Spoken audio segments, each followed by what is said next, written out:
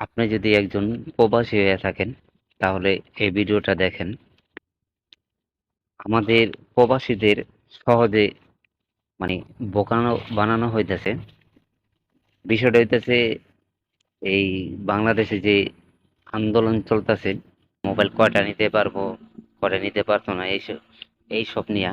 তো আমার কথা হচ্ছে কিভাবে আমাদের বোকা বানানো হচ্ছে।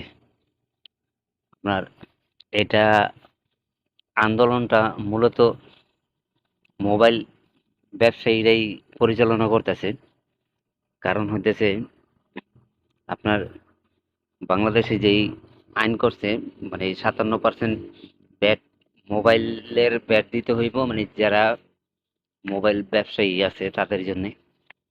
কিন্তু সেটারে মানে প্রবাসীদের ব্যবহার করে ওনারা মানে বলতেছে যে প্রবাসীদেরও এই সিস্টেমে মানে আসবো, এই আওতায় আসবো।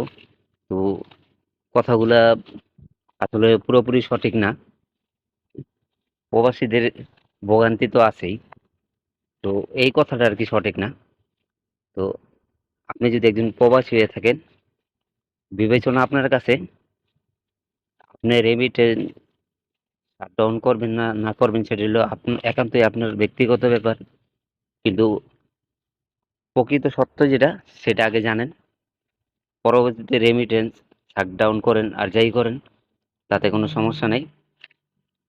তবে এটা তো শিওর যে আপনার প্রবাসীদের ব্যবহার কইরা কিছু মানে চোরাচালানি, তারপরে আপনার যারা মোবাইল ব্যবসায়ী আছে ওনারা এই ফয়দাটা নিব আর কি। প্রবাসীদের আসলে কোনোই লাভ হবে না। তবে আপনারা যে প্রবাসীদের যে কয়টা দাবি আছে, এই কয়টা পূরণের জন্য রেমিটেন্স শাটডাউন করতে পারেন।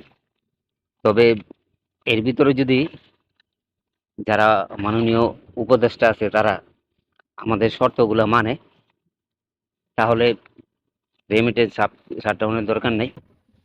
মানে আমি যতটুকু বুঝি সেটাই আমি বললাম।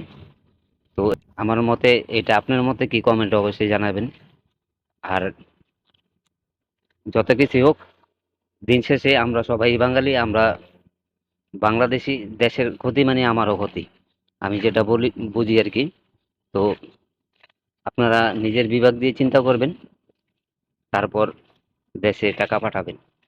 তো ভালো থাকবেন সবাই, সবাইকে ভালো রাখবেন। আল্লাহ হাফেজ।